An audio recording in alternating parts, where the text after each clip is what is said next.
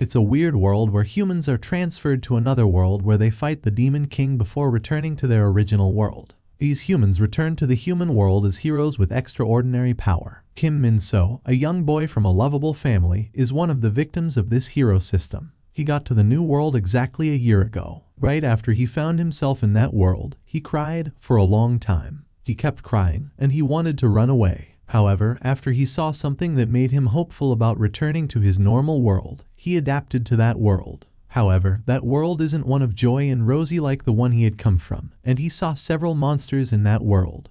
And there was war. He tried to balance what his comrade did with justice, and with time, he vaguely learned courage and comradeship. Those were virtues that he didn't know when he was just an average person. He is glad that, with time, he has become a stronger person in ways that he can't explain to anyone. He had started slaying monsters, and at that point, he felt there were people who had become more reliant on him. People he can't bear to let down or disappoint. He remembers an incident where a young girl died on his hand. The last word the girl told him was that he should ensure he wins. Unfortunately, he had lost a lot of his right. But what he won't deny is that he had also gained a lot.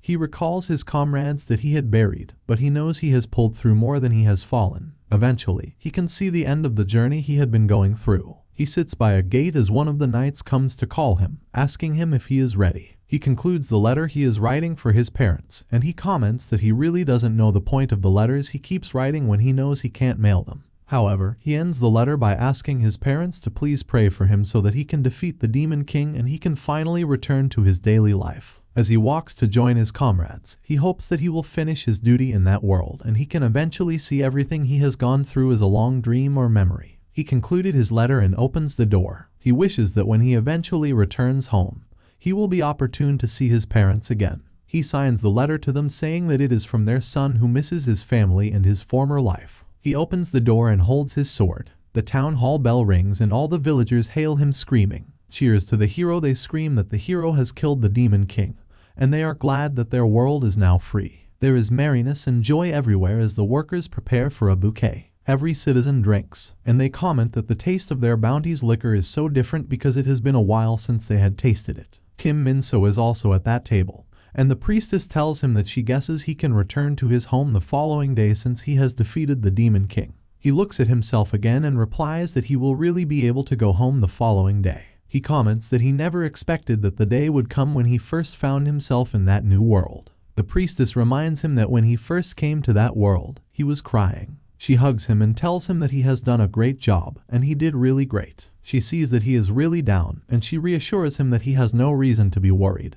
But he tells her he misses his friends and family so much. The other members of the table see the intimate relationship and the hug between Kim Min-so and the priestess, and they laugh that they didn't know Kim Min-so had that much intimate relationship with the priestess. They claim it is quite shameless for the priestess to do such a thing. They all say several things among themselves until one of them addresses Kim Min-so, asking him if he has any other thoughts about staying at that place with them. Another member tells Kim Min-so that he doesn't have to go back and he can remain with them there. However, the priestess doesn't have the same opinion. She asks them to stop with their stupid comments and tells them they know how much Kim Min-so has missed his friends and family. They also agree that Kim Min-so had really missed his family, but they claim it is quite a shame that he will be going.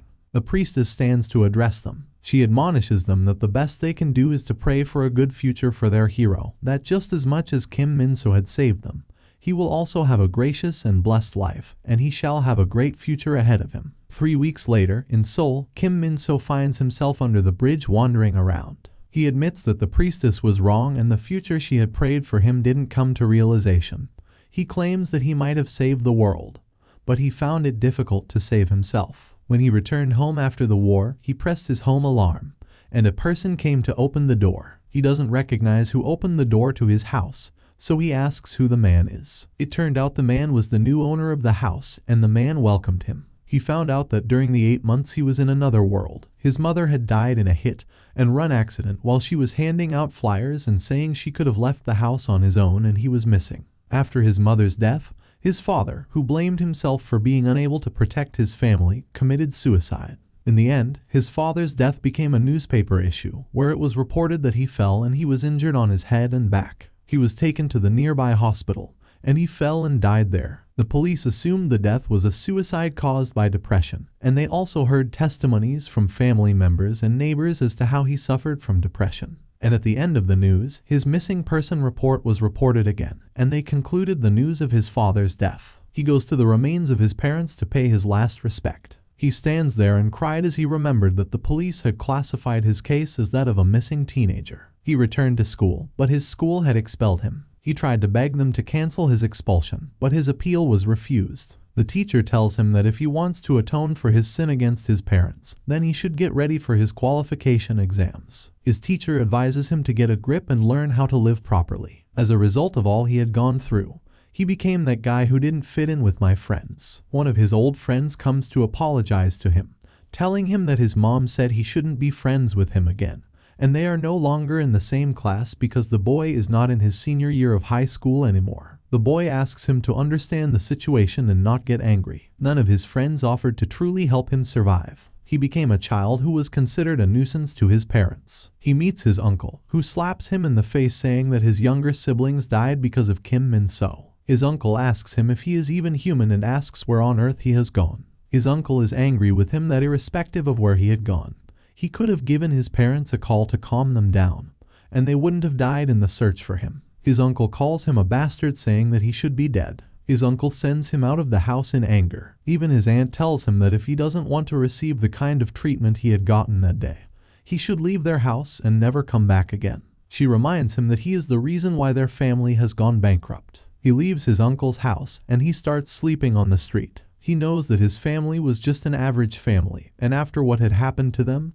they had no money left. All he has left is some change, and it wasn't just money he didn't have. He also didn't have any family. He had no degree and no social life. In fact, he isn't sure he exists at all. He wonders if what he is going through is a dream or if it is only an awful nightmare. He remembers that he saved the world. He saved many people at the very moment when they all needed him. He even risked his life to return to his normal world, so he doesn't know why he has been deserted. He stands in the middle of the street and he mistakenly bumps into an older man. The man turns angrily at him, asking him why he is standing in the middle of the street. The man taps his head, saying he wants to get beaten up. The man's girlfriend sees him and laughs. She tells him to stop and says Kim Min-soo is already looking like a loser and the man shouldn't cause more trouble. Due to her words, the man decides to leave Kim Min-soo, but says Kim Min-soo should be lucky his girlfriend sees him as funny. As they laugh, Kim Min-soo turns to them and asks them why they aren't sad. He asks them if they aren't sad because they couldn't save the world. The man doesn't understand what he is saying. At that point, Kim Min-soo figures out what he can do to feel better, and he decides that he will make everyone feel the same way as he does. The man feels Kim Min-soo is weak, and he keeps pestering him. He holds his hair and drags him. Angrily, Kim Min-soo summons his sword of Durant, while the girlfriend laughs. Kim Min-soo picks up his sword and kills the man. The lady screams and shivers. Kim Min-soo tells her that is the exact mood she should be in and that she is meant to be sad. He claims it is unfair that he is the only one who is sad, and since he is the hero, he should be the last person in the world to be sad. He recalls all his stress in the other world and says he deserves to be rewarded and not criticized. He claims the legendary story of the hero who saved the world should be that the hero lived happily ever after, and that was how his story was supposed to end. He angrily hits his sword on the ground, and it springs out great energy. That night, the city of Seoul, in the region of Gangseo, evaporated. 3 weeks after Kim Min-soo's rampage, the city was back to normal on the outskirts of Gyeonggi province. However, everyone that witnessed the attack has thought about the world going extinct at least once since that day. No one knows whether what happened that day was caused by a nuclear war, natural disaster, or even a zombie apocalypse. On this day, there was high traffic on the road. Young-soo Park's family, consisting of his mother, grandma, him, and the youngest daughter, Da-bin, were driving in that traffic, and the mother complains that the traffic is too much and they are barely moving. Da-bin asks Young-soo where they are going and why they are leaving their father behind. He recalls that they had received a letter from their father that he would be meeting them at Busan, and they should head towards the south. He reassures his sister that they will meet their dad once they arrive at their destination. He asks her to wipe her tears and calms her down that it's their mother that is driving and all is definitely well. However, they see a power bike riding at a very fast rate beside them. No one in that traffic that day could have ever thought the world would end that way. They hear an announcement from the road officials, telling them that the hero is on their tail and he has come extremely close to them, so they don't have much time to spare. At that point, everyone must continue traveling by foot. He urges them to abandon their vehicles and move on their feet in an orderly manner. He begs them to follow the instructions of the police and soldiers around them so they wouldn't get scattered.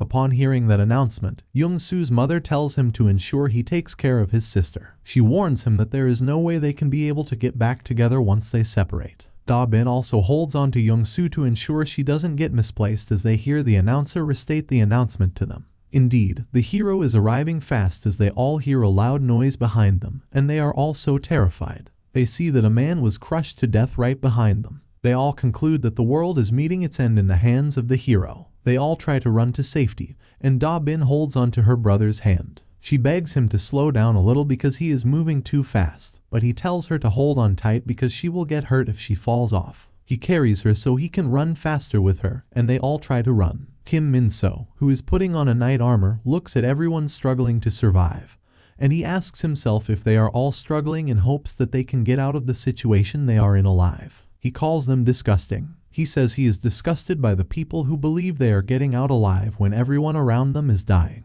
He decides that he will just kill everyone to ensure no one gets out alive. He jumps down, and on the road, Young-soo is pushed out of the way by a passerby who is also seeking safety. As a result, Da-bin's teddy falls from her hand, and she screams, asking her brother to get her teddy for her. She tells her brother that her bunny has fallen under the car, and he tries to beg her that they aren't in the best time to be looking after the bunny. Just as a normal child would react, Da-bin refuses to part ways with her teddy. She complains to her brother that it was her father who had bought it for her. Young-soo also recalls that on Da-bin's 6th birthday anniversary, their father visited and gave her that teddy. He remembers the excitement he saw on his sister's face when she received the bunny, so he refuses to let it go. He walks back and asks her to pinpoint which of the car the bunny has fallen under. He drops her in an attempt to pick up the teddy. After she points to the car, he begs her to keep her gaze on their mother because they will need to catch up with their mother after he takes the teddy, and she needs to know the way they passed. He struggles among other members of society until he eventually reaches the car. He bends under the car, and fortunately, he finds the teddy. He stretches to pick up the teddy, and he eventually picks it up. On the other hand, Kim Min-soo decides to melt out his punishment. He screams that he wants everyone to be as sad as he is, so he brings out his sword and sends fire down. Young-soo survives with the teddy because he is at the back. After he composes himself, he looks ahead to find Da-bin and meet up with her, but he sees that his front is filled with fire. He stands there screaming his sister and mother's names. He walks toward the ruins, and he sees a corpse that looks like Da-bin. He goes there, and he screams as he sees that his sweet sister is dead. He stands by her corpse and cries. Kim Min-soo leaves his high ground and comes down to check on his victims. He sees Young-soo weeping on a corpse, and he comments that Young-soo must have good eyes for him to recognize the corpse as his sister's own. Young-soo turns and asks him if he is the hero. Instead of replying, Kim Min-soo tells him the eyes he has are the eyes that belong to someone who has lost everything. He claims the eyes look just like his eyes when he returned and saw he had lost everything. The eyes are without any hopes or dreams. Young-soo screams at him. He isn't interested in any of the explanations he is giving, and he just wants to know if it is Kim Min-soo who has taken away all his family from him. Kim Min-soo replies affirmatively. Angrily, Young-soo picks up an object on the floor and claims he will kill Kim Min-soo. Before he reaches to Kim Min-soo hits him. Despite how Kim Min-soo keeps strangling Young-soo, the young boy insists that he will kill Kim Min-soo, causing Kim Min-soo to ask him how he intends to do that when he is just struggling to live and survive. That was the day Young-soo lost everything he had in that world to the hero. He is short of breath already, and he wonders if he is really going to die without being able to do anything or avenge for his dead family. He thinks of Da-bin's smiling face, and he apologizes for letting her die. He thinks of the love and happiness between his parents, and he can't help but feel sad. He remembers his grandma, too, and as he closes his eyes to death, he feels the end has eventually come for him too. Suddenly, Young-soo sees the priestess. She begs him to pull himself together, and she calls him the hero. Later, she realizes that he has gotten back to his senses, and that day, Young-soo also becomes the hero, a title which he eventually comes to despise. About a year after the hero's rampage, the government fell apart, and just like Kim Min-soo, the people who were missing during the same time returned as heroes. There are 9 heroes who have conquered the land, and they are chivalry, return, change, vampire, magic, faith, iron arm, sea dragon, and golem. The 9 of them split the land among themselves except from Kim Min-so's soul, and that was how the world came to be what we all know the world to be now. On the Jeju Island territory of the Golem Hero, the Golem Hero looks around and watches his city. He watches as everyone sleeps, and among his citizens is a young girl, So-min, who says she wants to die. Her friend, Ha-yoon, tells her to stop saying things like that because if she continues, she will only jinx the people that want to survive. However, So-min refuses to stop, and she insists that if that will make them get jinxed, then she is fine with it. She asks Ha-yoon why they are all interested in living in a world like that. However, Ha-yoon keeps begging her to stop saying those words. She reminds her that they all fled to Jeju Island because they wanted to survive. But So-min insists, although she wanted to survive, that isn't the type of life she wanted to live. Suddenly they see a light ray and a walking hand come to tell them that it is time to wake up and work. The hand warns them that they should all stand up and start moving if they want to live. Everyone in that building immediately stands up as the hand starts counting down from 50 down to 0. They all follow the direction of the hand, and they come to attend their general assembly. The hero in charge of that region, the Golem, which is Seung Woo-jeon, steps on each of the hands, and he comes to address them. He uses his hands to control the sand, and it forms a public address system that stands in front of him so he can address his people. He tells them that another day has started, and on that day's agenda, women are to gather food while men will be working construction on the Sage Tower. He notices that all his cities aren't excited to start the day, and he asks why they are all looking dead, like they don't want to work. The lamenting So-min mutters beneath her breath that no one obviously wants to work, but Seung Woo-jeon says they are meant to be grateful to him. He claims if they went into the territories of the vampires or the faith heroes, they would have become blood sacks, crazy religious people, or experiments. Everyone keeps looking dead, and no one gives him a response. He gets angry and says he must have been too nice recently. He uses his finger to command the sets of hands that work with him, and immediately, everyone sees that signal. They know terror is on its way. The hand attacks them and kills some of them. Unfortunately, So-min, who is calling and begging for death, didn't die on that day again. She helps Ha-yoon close her eyes as she dies from the attack and remembers the last night conversation about jinxing the team. She wonders what her friend means about jinxing because, once again, she is nothing but a lone survivor. After Seung Woo-jeon has finished his rampage, he tells the people that they should better start moving on before he shoots them again. Seung Woo-jeon commands them to start their morning work, and they all get to the business of the day. As the young lady, So-min, pick the oranges in the garden, she meets an older woman who walks up to her with smiles, asking her why she is so young and going through such a tough hard times. So-min is really going through a hard time, but she doesn't know how the older woman noticed it. The woman tells her that she seems to be having a hard time after feeling the events that happened that morning. She pours all the oranges she has plucked that day into So-min's basket and asks So-min to take a walk with her. She says the portion she gave would fill her quota and she doesn't have to worry. However, So-min feels concerned for the woman. She asks what the woman will do about her own portion, and the woman says she has been picking tangerines all her life, so plucking more is nothing for her. So-min accepts the kind gesture happily. As she is about to walk away, the woman warns her to watch over her head for the thing in the sky. While looking at the sky, she wonders if the thing in the sky is the reason she has fled to Jeju Island and if that was what popped into her head. She goes into the forest and finds a good place to cry. She sits there apologizing to her friend that died that day. She apologizes for jinxing her and for standing behind her because if she was the one at the front, she could have been the one to die and not her friend. She apologizes for not doing anything while her friend dies, even though she knows that there was nothing she could do in the situation they are all in. As she cries, she notices a footstep coming toward her and she sees an unformed man. The man is hungry, so he asks her if she has anything he can eat. All she has is some cookies, so she gives them to the man, and the man sits down to eat them. After eating, this man goes to hold her hands, acknowledging that he knows he has a dangerous request, but if she can, he would like to get more food. He asks her if she can bring him more food. He claims there are crew members aboard his ship and he came out to find food for them all. Knowing the consequences of being caught, she tells the man that if she gets caught by the hero, she will die. She reconsiders her line of thought and asks the man if he would help them fight the hero when he eats to his satisfaction. The man reassures her that they have to fight till their last breath, and he will fight. He tells her that when the crew members get back their morale, they may at least be able to return to the island. She looks at the flying eye that is looking around them. She assumes that if she runs across the forest, she may be able to return to the forest with food for the soldiers before the eyes glance towards her side again. She decides to help the soldiers, and she begs that they recover the island in return for her favor since she will put her life on the line to bring them food.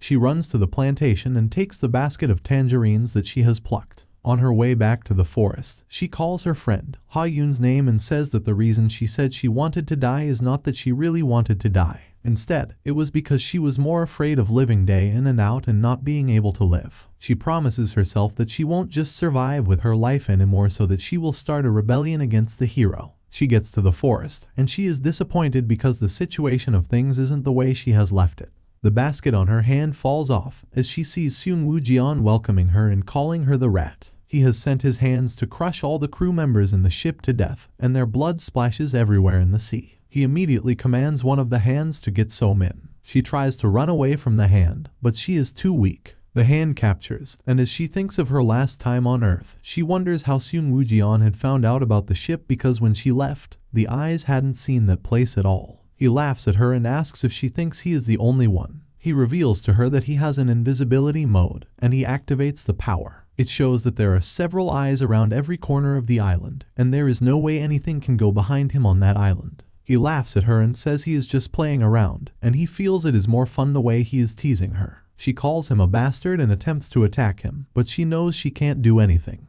He calls her weak and asks that she should blame her inability to do anything. He says if she thinks what he is doing to them is unfair, then she should just become a hero too, and if she can't do that, then she should have consoled the heroes when they were also suffering. The hand squeezes her and holds her tight. At her dying moment, all she wants is just to fight back, but she is there without being able to do anything. She shouts to the universe, although she doesn't know to who she is directing the anger and scream to. She begs anyone who can hear her should please fight for her since she can't do anything. Suddenly, the atmosphere changes. Seung Woo Jian feels a sharp pain, and another hero, Young-soo Park, who had disappeared when his sister was killed, returned with great anger. Seung Woo Jian assumes he is just any other weak, and he confronts him, but So-min, in hopes of finding help, believes Young-soo Park is the hero she is seeking for. There is a different expression both in the eye of Seung Woo Jian and the eye of So-min. While So-min begs and hopes for a savior, Seung Woo Jian sees an opponent. Anyway, since Young-soo doesn't understand what is going on there, all he can see is some hands holding humans and dripping blood.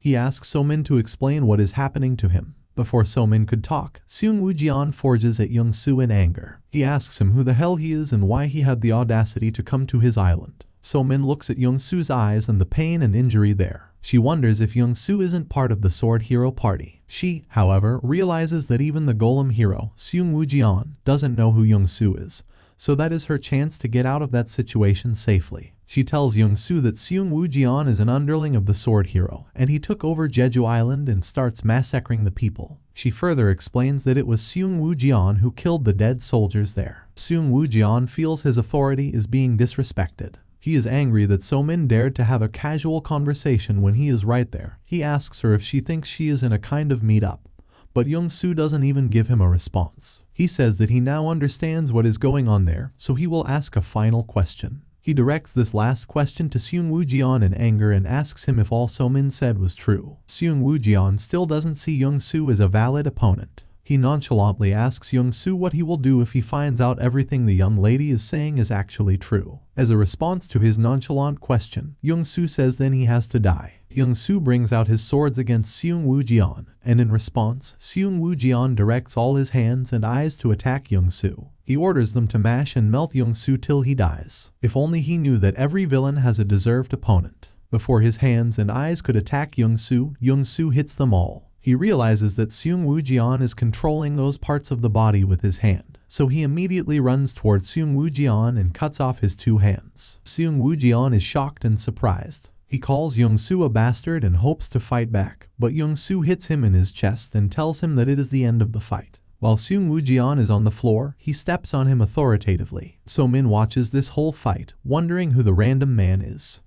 She is amazed that a strange random man can single-handedly dominate the Golem hero who destroyed an entire naval fleet. Young-soo defeats Seung Woo Jian, but he doesn't kill him. He doesn't have an intention to kill him, as his motive of returning as a hero is clear in the water, and that motive is to kill his family's killer. He has Seung Woo Jian if the sword hero he spoke about is the hero with the white armor, but Seung Woo Jian says he doesn't know. When he says that, Young-soo attacks him again. He afterwards warns him that whenever he says he doesn't know, He will chop off the part of his body one by one until he eventually dies. He asks his question again to know if the sword hero is the hero with white armor, and Seung Woo-jian confesses and says yes.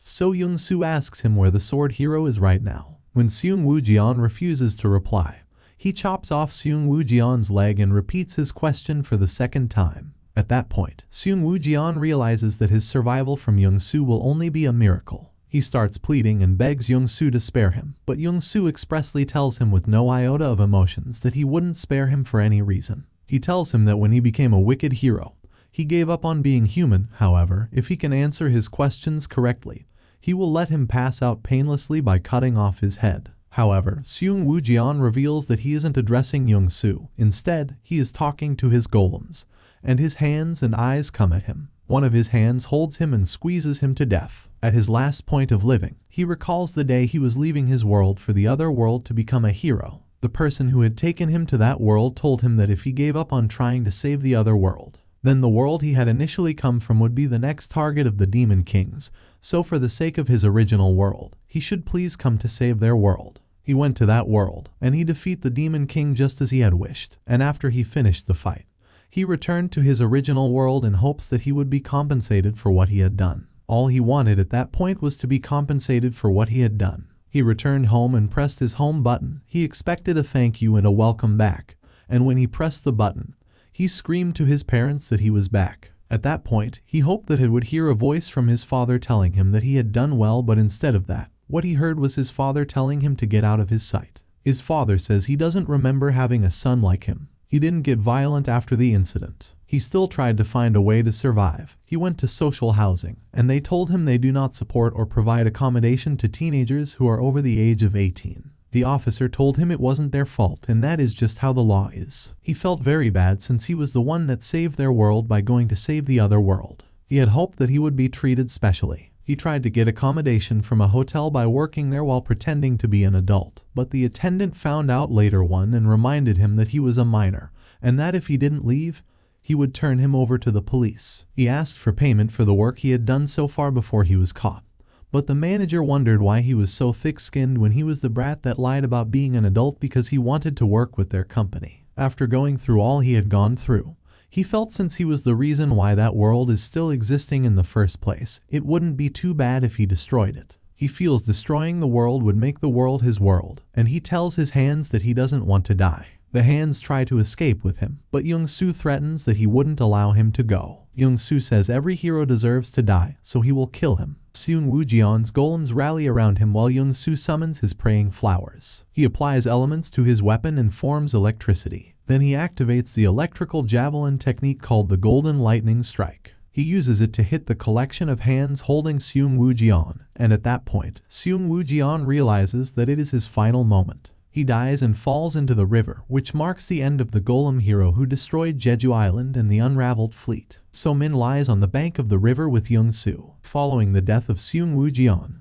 the golems that controlled Jeju Island fell and died. The other members of the community who didn't know what was happening at the river bank see as the hands and eyes fall and melt. They hold each other, wondering what is happening. That day was the first time the island was at peace since the hero's rampage. Everyone walks around without fear, and family members hug each other, appreciating their newfound freedom. They are glad that they are still alive to witness that peace. Young-soo watches the happy community from afar.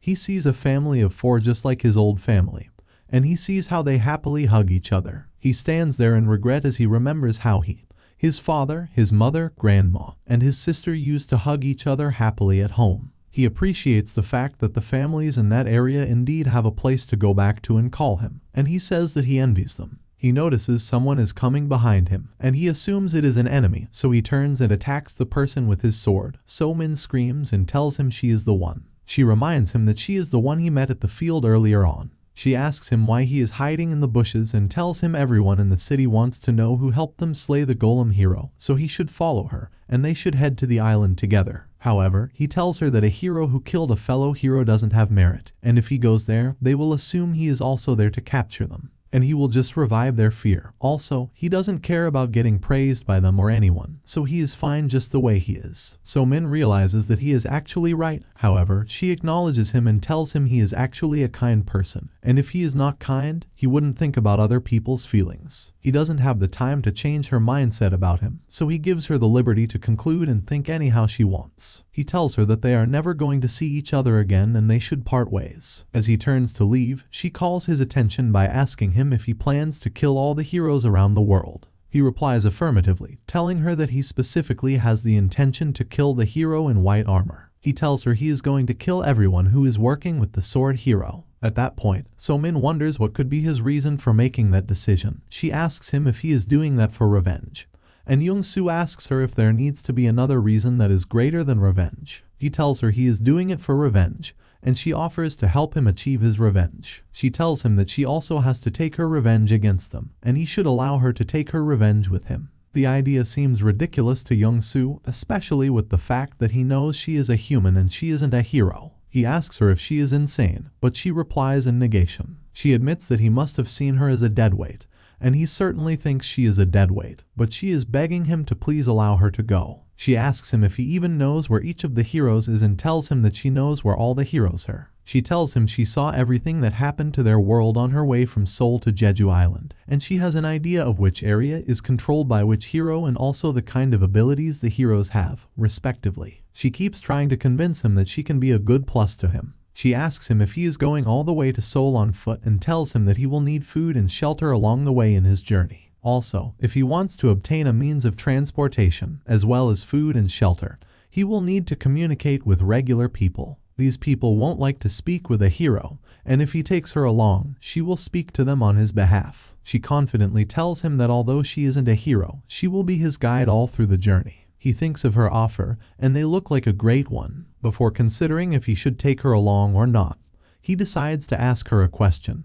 He asks her what is the reason behind her decision, and he tells her that he knows that if she stays there, she will be sure that she will live. She might even be able to live in happiness and in comfort without having to deal with any heroes again. So why does she want to go with him? She answers his question telling him that the reason she wants to go with him is because she doesn't have power. She claims all she has is sorrow from losing her family and anger toward the bastards who killed her family. She brings out her family portrait and shows it to Young-soo. She claims the last thing she has is solicitude towards the old world. However, she lacks the power to revenge for all she feels, so she wants to do it by sticking next to him. She tells him that they want the same thing, and she really wants revenge. At that moment, while everyone on the island is busy enjoying their long-lost freedom, the two people who have brought them that freedom have just started a new contract. Young-soo tells So-min that if she doesn't mind getting used in the process of sticking with him and if she doesn't mind being left alone, then she can follow him. He starts walking, and she walks right behind him with great positive strength. They stop by at a place to rest, and Young-soo sharpens his weapon. So-min briefs him about the heroes around and tells him that there is a nearby hero who is a big pain in the ass to deal with and also a hero who is less annoying but far away. She asks him which of the hero does he want to pick,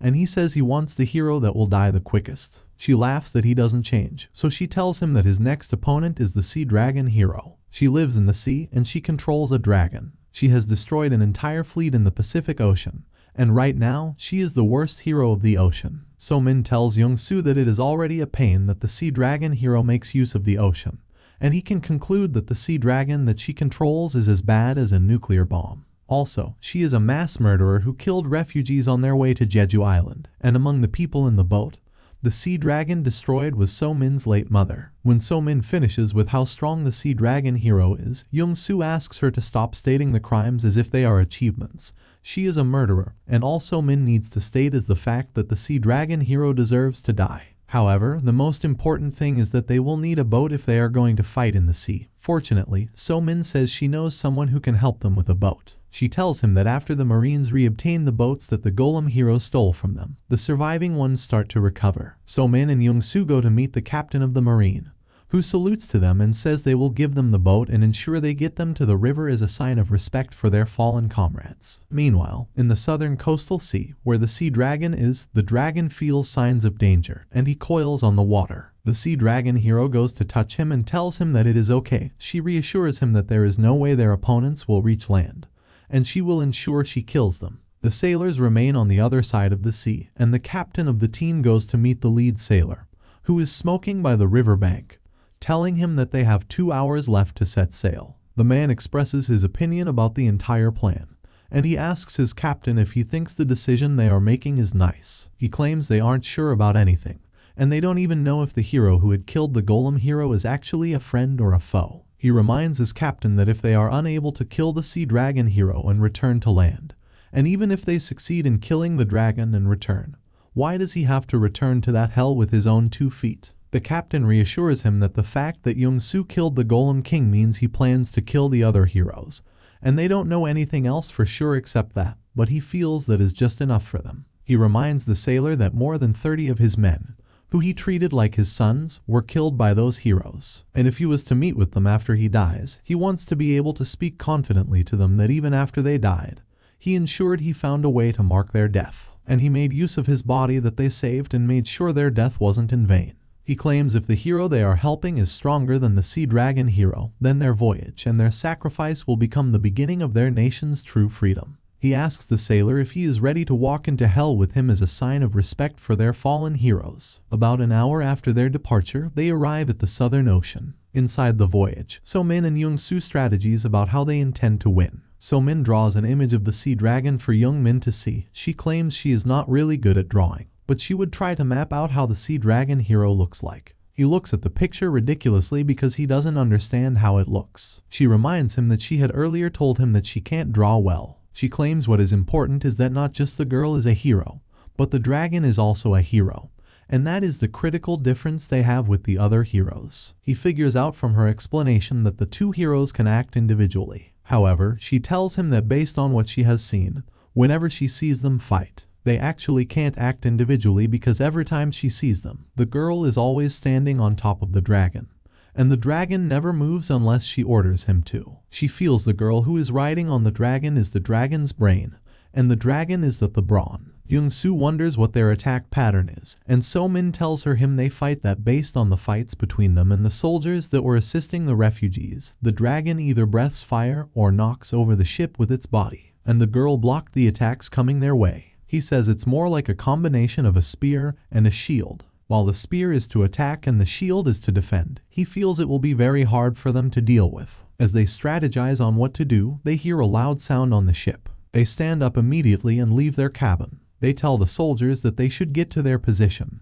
and he asks one of the soldiers what is happening. They inform Young-soo that their radar picked up an unidentified object. It is 400 meters towards them, and they realize that it is not just one unidentified object, but there are too many unidentified objects. He tells the sailors to brace up for the impact of the hit. Young-soo brings out his swords, and the soldiers bring out their machine guns. They shot toward the water to kill any of the targets. The bullets affect the fish, and after death, they float to the top of the sea. So-min is shocked that the threat is just some fish. She claims she got scared for nothing, but Young-soo tells her she should be afraid because the real deal they are going to meet is already with them. Just as Young-soo suspected, the sea dragon hero comes out of the water. The young lady, Sua Shin, looks at Young-soo, and she recognizes him as the hero that had slew the golem hero. She commands her dragon to blow up the entire boat. As he releases the fire, the captain asks his sailor to dodge it, and Young-soo asks them to lower the ship anchor, but the captain wonders what he is saying. The sailor gets scared, and he asks the captain that they turn their boat, but the captain refuses. He insists that they will follow Young-soo's instructions, so he tells the sailor to lower the boat's anchor. That seems like a great opportunity for Sua Shin to command her dragon to burn the ship. As the dragon does so, Young-soo activates his new weapon and changes to the shield spear. A fire spear appears in front of him. He activates his ansile. He holds it and screams to Sua Shin that if she doesn't want to die, she should get down from that dragon. He blocks the dragon's fire with the weapon. The sailor calls Young-soo a bastard. He says that Young-soo can't fight back because he protects them. He asks the captain to give them distraction orders so that Young-soo can fight. As a result, the captain commands all the crew members to prepare for battle and aim for the dragon's head. The crew opens fire, and they aim at the dragon's head. Sua Shin activates the shield of the Atlas to protect herself and her dragon. She blocks all the bullets, and all the crew are shocked. The captain admonishes them not to be discouraged. He reminds them that they already know their firearms are useless against the heroes and says the ultimate objective is to distract them as much as they can. He urges them to keep attacking, and that they should use up all the ammunition they have. He urges them that they should use all the operative firearms they have. Young-soo sees the efforts the crew are also putting in, and he is glad that they are not all useless. He notices that since Soo-shin started using her magical barrier, the firepower of the dragon has decreased. So if his assumption is correct, then she is sharing her mana with the dragon. It's not the case that the dragon is also a hero. He plans to deplete her mana, maybe then they can have a chance in the fight. He keeps holding off against her fire and pushing forward. She figures out that he is moving and he is coming toward her, and she wonders if he has actually noticed that her dragon's firepower has weakened. She refuses to get discouraged, and she claims it doesn't matter. She throws a weapon at him and says she just needs to eliminate any reason to use the magical barrier. If she can avoid using the barrier, then her dragon can attack at full capacity. She activates her spear from the Atlas and throws it at the crew on the ship. As he attempts to block it, she uses her hands to control the spear, and it changes its direction. She keeps controlling it until it stabs one of the sailors. She swings it towards the captain of the ship, and the sailors beg the captain to avoid it. One of the sailors takes the hit and saves the captain. Everyone on the ship, including Young-soo and So-min, are shocked about how strong this lady is. She confidently says that with her dragon in the front and her spear attacking them from behind, there is no way she can get defeated. And she is sure that is the end of Young-soo, who she calls the hero with no name. The sailor, angry, asks Soo-shin what she thinks they are. He remembers the conversation he had with the captain the day before about being able to meet their fallen comrades and confidently saying they did their best after their comrades died. While Young-soo holds off the fire, the sailor tries to push Soo-shin's spear deeply inside of him. He tells Young-soo to make good use of that opportunity. Young-soo takes the spear from his back and appreciates him for his sacrifice. He applies his element to the spear and uses glaciation. At that point, Soo-shin remembers when she was also human. She finds herself in the world of sea dragons called Atlas. She arrives in her school uniform, and she meets the weird-looking them. The king of Atlas comes down and says that it must be her first time seeing their kingdom. He welcomes her to his world and calls her a hero. He claims she seems more calm than the first time she had visited them and says she must have found out the only way she can return to her city, and the responsibility she must bear count forward. She admits that she has found out, but she claims she isn't accustomed to the entire idea. He motivates her that she will get used to it over time and says he has something he would like to give her that day. He brings out the Spear of Atlas. He claims it's a spear that has been passed on through many generations, and it was passed on to the chosen one to become the hero of the sea dragons. She holds the spear but complains that it is too heavy for her. The king tells her that carrying the spear is of great significance, which means that she will become his hero, and he will trust her with his life. He asks her if he can entrust his life in her hands. She collects the spear from him, and he bows to her. He acknowledges her as his hero and says he will always be her humble servant. He takes her hand and kisses it while she also professes that she will protect him from all that stands in the way of him destroying the Demon King. At present, her great spear is in the hands of Young-soo. She gets angry at him, and she wonders how he could dare touch her spear. She screams that the spear is not a random spear that he can manhandle, so she commands him to return the spear to her. He sarcastically tells her that he has nothing to do with her spear, and he will return the spear to her, but he wants to return it to her skull. He deactivates his Ansile and stops trying to defend the firepower. On the other hand, he activates the frozen spear technique, Glacial Path, and he forges ahead at her. He holds the spear in front of him, and she also sees the danger coming. She asks her dragon to stop using the firepower because she has to fortify their defenses. The dragon stops, and she activates the Grand Shield of Atlas. The Grand Shield of Atlas is a 5-tier magical defense barrier that even the pterodactyl Demon King couldn't pierce. She challenges Young-soo that he should pierce it if he thinks he can do it. Young-soo sends her spear to her, and her spear pierces it. With a countdown of 5 to 1, the spear keeps moving closer to her. She couldn't believe her eyes. She felt what had just happened to her was impossible. Fortunately for her, as the countdown reaches 1, she successfully blocks the spear. She exhales happily that she successfully blocked it. She feels she can activate her dragon's fire again.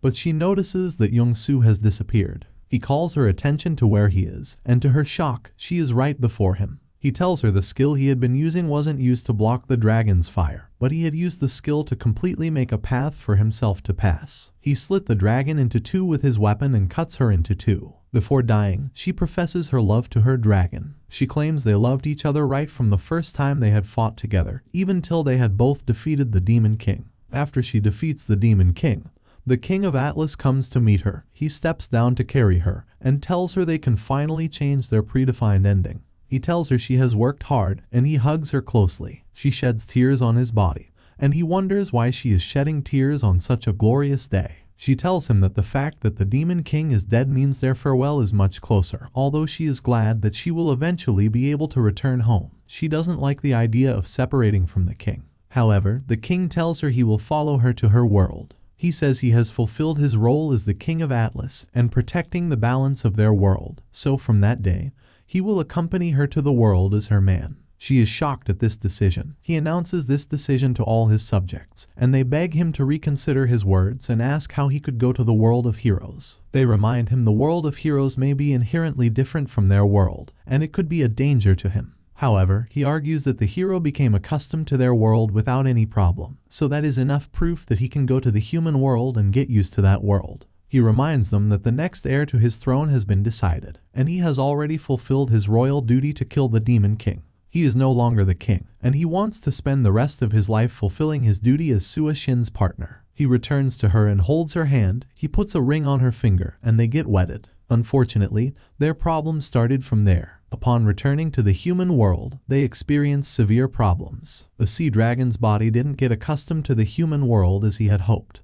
He vomited weird items at every given time, and it became more and more difficult for him to maintain his human form. On one account, Sua Shin notices he is spending too long in the toilet, and she goes to knock and asks him if he is okay. He comes out and tells her it's nothing. They return to continue their date. Unfortunately, their happiness begins to fall apart. Sua Shin returns home one day, and she finds the house scattered. She goes to check, and she sees the sea dragon is already bringing out his tail and dragon body parts. He screams that she shouldn't come closer to him, but she runs to him, calling him her love. She runs to hug him and tells him she has saved up some money, and they should buy an island where nobody lives so they can live there happily. She feels if there is nobody around him, he won't have to suffer that much. She claims they can build a small house by the shore and just live together. She begs him not to ever push her away again. Eventually, they take a ship at the southern seaport of Yosu. She covers his body with a blanket on the ship and walks with him. She begs him to persevere in the heat because they are almost at their desired location. His face and body keeps changing, so he apologizes to her and tells her he can no longer persevere. He suddenly changes into a dragon and jumps into the water. After the Southern Sea ferry incident, news outlets all over the country carried the news of the monster of the Southern Sea and how several citizens that were nearby were killed.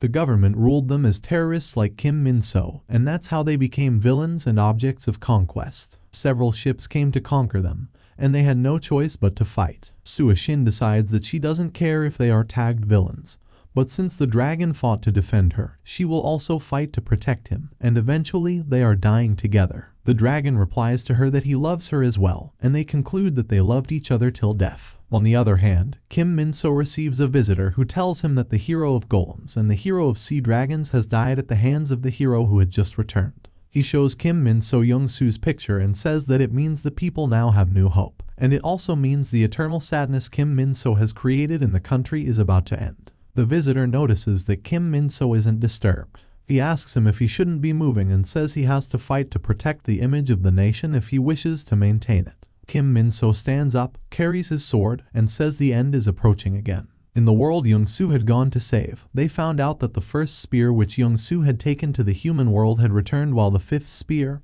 Ansile, had disappeared. The knight tells the priestess that the most likely reason is if the hero has spawned. The priestess realizes that the war has begun. She says the revenge that Young-soo had always talked about has begun. She asks the knight to call all the blacksmiths as they must mend as many spears as possible. She claims it is their time to repay the debt they owe to their hero. She recalls that in the first place, no hero had any interest in saving their world, and out of all the generations of heroes of spears, only Young-soo pushed himself the hardest. He trained both during the day and at night. He fought until they could proceed to every stage they needed. Even when she tried to stop him from training that hard, he would say it was not done until he said it was done. He kept training with just one intention, to be stronger than the hero who had killed his entire family. Without meeting his aim, he refuses to move forward at all. He blames himself for the death of Da Bin and says his sister only died because he was too weak. He fulfilled all his duties in the world of spears without questioning or faltering into silence. Even during one of their fight, the priestess had to call him back to stop him from going too deep into the forest.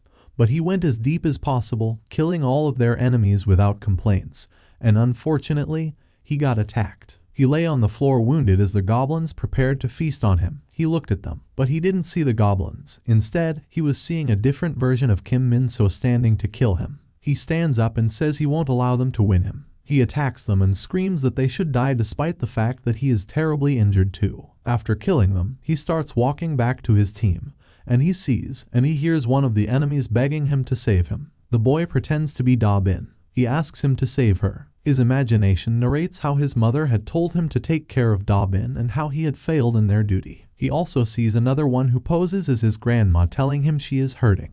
The thoughts in his head keep disturbing him, and he screams for them to stop. The priestess says that instead of a hero, Young-soo acted like a sinner or a revenge spirit. He would sit at night beside the shore naked and with bandages all around his wounds. The priestess noticed him there one day, and she dropped it in his bag. When he noticed it, she explained to him that it was just an ointment, and she dropped it because she noticed he only seemed to have bandages wrapped around his wounds. She asked him why he kept fighting and asked him if he wasn't tired and he wasn't in pain. She used the ointment to rub his wounds, telling him that although she knows it isn't in her place to say, but what does he think his family will say when they see him and see his body covered in such scars? He revealed to her that he had no family to return to and everyone in his family was dead. Since he wasn't returning to anyone, she asked why he was rushing to get to the Demon King. She told him she had assumed he was trying to return home as quickly as possible. He revealed to her that there was someone he must kill when he returned home. She still doesn't see any reason he is going that far because he wants to kill someone. She tells him that there is no one in the world that is stronger than him, and even if he is trying to get his revenge, she doesn't think the best way is for him to abuse his body the way he is doing. He shockingly tells her his opponent is strong. He recalls how strong Kim Min-so looked in his knight armor and tells her that he needs to have the ability that will overpower Kim Min-so. He promises himself that he will get stronger than him and tear him from limb to limb. He says when he incapacitates Kim Min-so's movements, he will hang him against where the sun burns brightly, and he will slash through his skin daily like sashimi. And when his wounds heal, he will slice him up again and again, and he will feed his skin to him to prolong his life endlessly. When the priestess hears the plan, she is terrified. He continues and tells her that he will make Kim Min-so suffer for all the people he has killed and as slowly and as painfully as possible. The priestess concludes that Young-sung was so twisted inside. He went to fight, and he won every battle. The people of the spear couldn't help but acknowledge how strong their hero was. After defeating the Demon King, he brings out the elixir of miracles and pours it on him. The priestess wonders why Young-soo will give such a valuable thing to the Demon King. The Demon King wakes up, asking him if he wants to be corrupt and be the Demon King as well. But Young-soo asks the Demon King to fight him again. He claims he needs to keep fighting the Demon King in order for him to gain more strength. They keep fighting over and over again, and he keeps defeating the Demon King. When the Demon King can no longer take it, he begs Young-soo to please kill him. Instead of killing him, Young-soo keeps inflicting pain on him. The priestess gets concerned and comes to drag him away. She begs him to stop and tells him he is already strong enough. She begs him to stop pushing himself that much and says they will help him with his revenge. She begs him not to cross the line further than he has done, and begs him to remain human. At the present time, all the blacksmiths gather in the temple, and they start crafting great spears. The priestess thinks of Young-soo, and she hopes that even when he completes his mission, he wouldn't become a monster. Young-soo comes out of the river after killing Sua-shin. He imagines that it is Kim Min-so and is asking him if he thinks anyone who sees him doing all of that will applaud him. He imagines Kim Min-so him that he is not a savior, neither is he a hero in that story, and he is just nothing. He replies that he doesn't want to be anything. He is more satisfied to be Kim Min-so's murderer. After leaving the sea, Young-soo walks towards the ship, and he throws his spears inside the boat.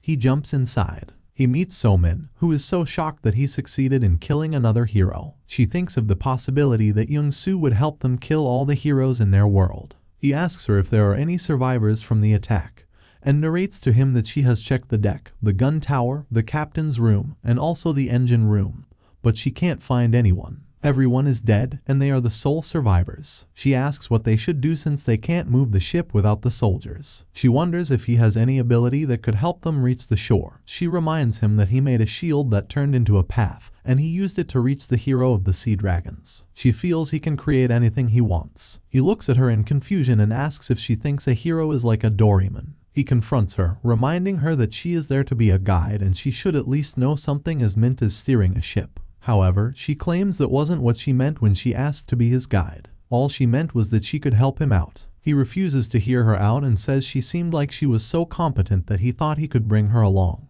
He decides to leave her there, but she begs that he should tell her what she can do before he leaves. He asks her to take a break because he has also spent all his energy during the battle, so he needs to recover his energy. He walks away, leaving her in anger. While standing there, she wishes that she also had powers and she could at least help him out. She decides to do something, so she goes to the ship's shelf. Although she knows he asked her to take a break, but she claims she is not tired yet. She remembers all he has said to her and motivates herself to find the ship's manual. She wants to find it, sail the ship to the shore, and prove herself as a useful person to Young-soo. As she searches everywhere, she hears footsteps around the hallway. She doesn't know who is there because she has assumed that Young-soo is asleep. She goes to check, and she sees Young-soo carrying 2 dead pilots. Although she doesn't know what he is going, she feels he is corny because he told her he was going to rest. She wonders what he is doing in the middle of the night. She follows him and sees that he is gathering all the dead bodies and making his prayers. She joins him in the prayers, and in that world where both life and death were becoming vague, they paid their last respect to the people who had died before them.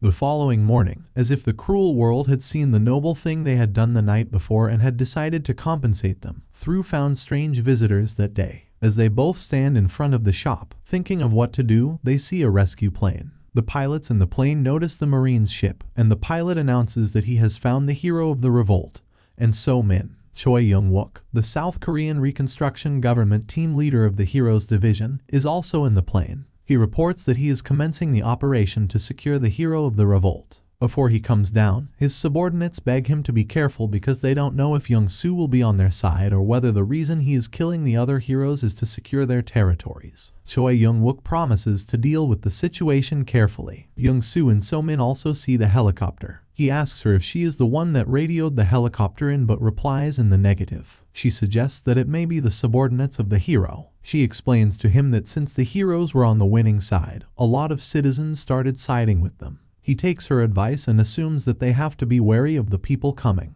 He pulls his spear out to fight, but when Choi Young-wook comes out, he introduces himself and his position. He tells them that he will proceed to lower a ladder in their direction. Young-soo doesn't know anything about the Reconstruction government. He asks So-min if she has heard about them before, although she admits that she hasn't physically witnessed them in action before.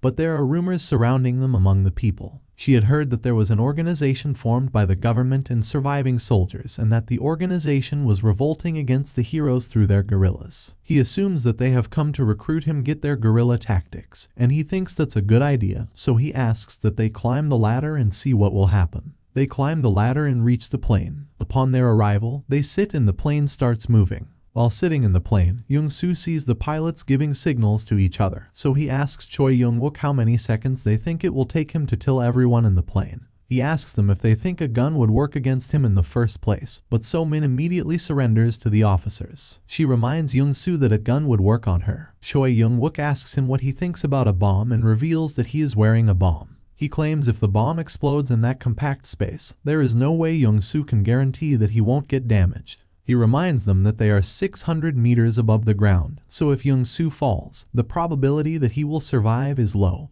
and even if he survived, does he have what he takes to swim to the shore? At that point, So-min is terrified. She begs Young-soo to just bear with the officers till they get out of the plane. She tells him the officers are too prepared. Choi Young-wook starts threatening him to shut up and do what he says. So-min looks around, and she assumes that they really look like they are from the Reconstruction government, so she should be relieved. Young-soo seems uncomfortable on the plane, so he asks where they are going, but Choi Young-wook insists that they are the ones to ask the questions and not him. He sends his armies to capture them, and So-min tries to defend Young-soo that he has captured 2 heroes and he is on their side. She admonishes them not to use violence and says they should talk.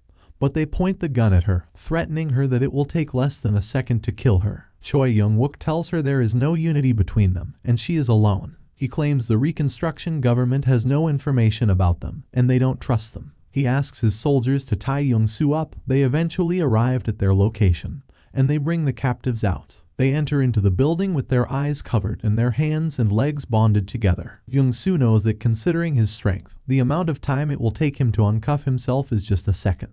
He uses his ears to listen to the sounds around him, and judging from the sounds, he feels if the nearby soldiers are to show up, there will be about 4 to 5 soldiers around him, and it will take him about 3 seconds to fight them. Although he really doesn't want to adopt a violent means, he is starting to get annoyed, and he feels he should use escape. He stops walking, and he turns to the soldiers. Although they are terrified, they still feel they have an upper hand in that fight, so they point the gun at him and ask that he keeps moving. He tells them the only reason he followed them there is because he needed to get back on the ground, and it's not because he is afraid of them or their threats. They keep threatening him to move and say they can only listen to what he has to say in the interrogation room. Young-soo prepares to break his chains, but So-min stops him. She tells him she thinks the soldiers are just scared, and it's not like they want to injure him. She really feels they are from the Reconstruction government, and they have enough malice against the heroes, so if he thinks in that direction, then they all have a common enemy, which is the hero. She advises him that they could utilize the soldiers after convincing them, so he should try to convince the soldiers and make them trust him. He walks away from them mindlessly, and the soldiers take So-min to her interrogation room. She sits in the room, and Choi Young-wook comes to interrogate her. He tells her he knows she is not a hero, so he wants to hear from her the kind of person the hero of revolt is and why she is with him. She doesn't even know Young-soo is the hero of revolt. She says the nickname they have given him is a bit flashy, but as per being a hero, he is really in a class of his own. She explains to them that Young-soo has a tremendous amount of hatred towards the hero of sword, plus he tries to kill all heroes who don't cooperate with him, and he doesn't down any other objectives. She feels he behaves as if he would leave if Kim Min-soo disappears from the world. Choi Young-wook thinks about what she is saying. He feels she is making, and the reason Young-soo showed up a year after Kim Min-soo is probably because he fell into the other world when their world started collapsing. And that would also explain why he was bound towards the north and why he killed the other heroes. Choi Young-wook concludes that Young-soo has a desire for revenge and rage, and his views are also the same as the Reconstruction government. He speaks to So-min and admits that Young-soo may actually have a good objective, so he asks So-min why she is accompanying a hero, and why he also decided to keep her around. She explains that she was the one who begged Young-soo that she wanted to tag along, and because he needed a guide, he took her. And as someone who has also lost their family to the heroes, she really wishes to partake in the revenge too. She admits that she has been more of a burden to Young-soo. She figured out the Reconstruction government was also founded to ward off the heroes, so it would be a relief if they are to receive assistance from the Reconstruction government and the soldiers. That way, they can be able to get rid of the heroes faster and the world can finally go back to normal. She sounds so excited, and Choi Young-wook has to calm her down. He comments that her speaking ability is great, but she lacks judgment abilities. He tells her that they wouldn't be releasing Young-soo, and they also have no plans to attack the hero of sword to assist him, unless the hero of the revolt can show them that he is under their control, unlike the other heroes. So-min is shocked, but he asks her if she trusts Young-soo and if she knows anything deep about him. He asks if she knows what he is thinking at the moment or how he is feeling, if she thinks he is strong enough to defeat the hero of the sword, and if she has any affirmation that he wouldn't be led astray. He asks her if she knows what plans Young-soo has after he achieves his purpose of killing the hero of sword. It turns out when So-min hasn't thought of those situations, he tells her that, indeed, Young-soo could become the hope of all survivors, as rumors are already circulating that there is a hero killing other heroes, but he thinks it would be too much of a risk to trust him or assist him and they don't have that leisure. So it would be more logical for them to kill him while he is being restrained or even imprison him. So-min regrets how she asked Young-soo to trust the soldiers. 3 days later, Young-soo remains bonded in his interrogation room with no interrogator. He recalls that So-min had begged him to hold on and dismiss them as being scared, but he no longer feels that is the case. He feels they are trying to starve him to death since they aren't feeding him or giving him anything to drink. However, since he has a hero body, he can't die of starvation, but he suddenly hears gunshots around him. He turns, uncuffs himself, and removes his eyes cover. The door opens, and So-min comes there with a random man. The man calls him the new hero who has returned, and he introduces himself as the hero of Iron Arm, and he says he is there to rescue him. So-min goes to help him remove his ropes. She tells him that the Reconstruction government never had any plans to accept them from the beginning, and they have always wanted to kill them. And that was when the hero of Iron Arm appeared. The hero of Iron Arm tells them that the government has always been untrustworthy from the start, even before the world ended, and they never meant to help them. They only wanted to get rid of them since they were the new source of fear. So-min accepts her fault and tells Young-soo that her judgment is wrong and they were only lucky that the Iron Arm's hero appeared. Young-soo angrily breaks the ropes. He asks them to stop telling him those bullshits. He brings out his spear to fight the Iron Arms. And So-min wonders why he wants to fight someone who came to save them. As she talks, Young-soo holds her by her neck, asking her if her vengeance for the heroes only ends there. He says he never doubted the fact that she had the same objectives as he did, and he trusted her. The Iron Arm hero tries to convince him that not all heroes are that bad, and they were merely both at the wrong time. Young-soo asks him to shut up. He claims he doesn't care if it's a misunderstanding or a mistake or if he is considered a villain. It just doesn't matter to him. All the heroes crossed a line that they shouldn't have crossed, and if they gave up on being human, then they should all die. So-min tries to talk, but he pushes her away, asking her to disappear before she is swept up into her death. She screams at him, asking him if he has to kill to end it all. Choi Young-wook arrives and tells him that it was just a test and he has passed. 3 days ago, during So-min's interrogation, she starts regretting telling Young-soo to stay. Choi Young-wook convinces her that she should use her head and the adult world is quite different from the world she thinks. However, he claims he agrees with her and that it is worth the risk to find out who Young-soo is. He feels since Young-soo has killed 2 heroes already, the problem remains with the old crooks sitting on top of the line, who think the comfort inside the cage is more safer than the fight for freedom. The leaders are also watching Choi Young-wook because he has never done anything according to the will of the ministry. Choi Young-wook agrees with So-min that they will put on a play together, and that's how they mapped out that play. She reveals to Young-soo that the entire scene with the Iron Arm hero was just a play to prove whether he is the trustworthy hero killer or if he is not what they think he is. They reveal to him that the person in front of him is just a person who killed like the Iron Arm hero, and he is not a hero so that Young-soo can take back his spear. Young-soo wonders what would have happened if he had accepted the hero's offer, and Choi Young-wook reveals his bomb, saying he will kill him there. And even if he survived after the bombs, there are several members of the Reconstruction government who would have stepped in and killed him, and even if that failed, they would have exploded the bombs under his feet and blown up the entire building. Young-soo considered the number of people who could have died and figured the vengeance was strong enough for them to lose their lives. Although he still feels it is a crazy organization, but that sole act makes him feel like he could trust them. He confirms to them that they indeed have mutual enemies, so they tell him that in exchange for the trust he has shown them, they will try and support him in every way possible from that moment.